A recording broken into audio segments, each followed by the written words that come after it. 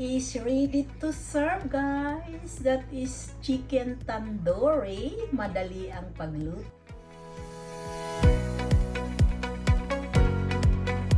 Good evening to everyone. I'm back in Jen Madiscarting Mama. That is dinner for today is simple at easy. Gagawa lang tayong tandoori. Bubili kayo lang sa grocery. And then, chicken grita. They call chicken grita. Mag-additional lang tayong cream or coconut. So, let's start na tayo, guys. Mayroon tayong onion. First onion ay i-fry natin. Yan. And then, garlic. Ano lang natin, i-fry lang natin yung garlic at saka onion. And let it fragrant. And then, I have my chicken fillet. I-fry lang natin ito. Ayan.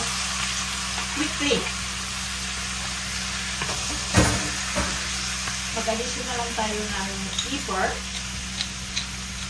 May ano na ito, may ingredient na ito, malasa na ito dahil yung ano, pusa, ano na yun, may spices na yun sa tandoori. Parang Indian, recipe. And then, lagyan natin kaunting oyster sauce to make it yummy. And then, continue to fry quickly. Nagluto na din akong rice. We will eat with rice this one, guys. Ayan. Hanggang siyang mag-dry siya, guys. Yung mag-ano siya, maging brown color. So, ang next natin gawin, after 5 minutes, nagtubig siya, nag-watering. Ang gawin ko, i-drain ko siya, parang hindi yung yung chicken natin mag-overcook. Gusto ko na medyo, siya, juicy. Kaya kunin ko yan. And then it. Kasi nagtubig yung natin, yung chicken. So, i-drain ko siya.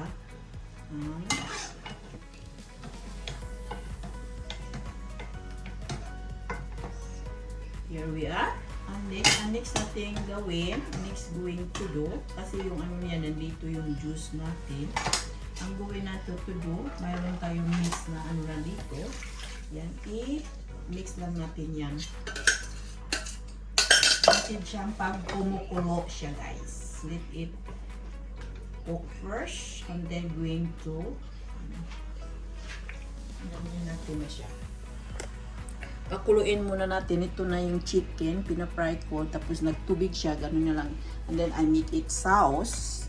Yung 1 pack na tandoori. Nag-additional lang kung 3.5 deciliter. So 1.5 cup water. Mix ko siya. And then let it to boil this one. So kumukulo ng gas natin, guys. Parang nag-juice na siya. Parang lumapot na siya. Yung 1 pack na tandoori. Ready to na siya, lang mo 1.5 cup na water, additional, mix mo lang siya tubig, and then lagyan natin siya ng cream, 1 cup na heavy cream. Then pakulo din ulit. Yan. Mayroong coconut, pwedeng coconut milk. Sa akin wala akong coconut milk, ang ginagamit ko heavy cream.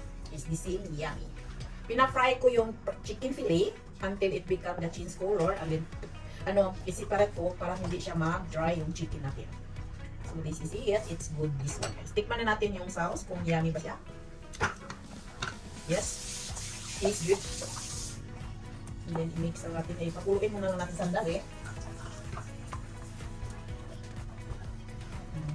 Until it becomes sticky.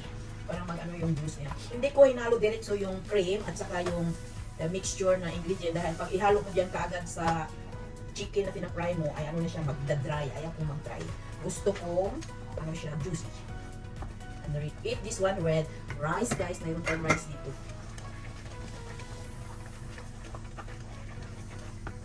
Halo lang natin kaunti. Ko muna lang sandali i-absorb. Halo na natin yung natin dito, guys. Halo yung chicken.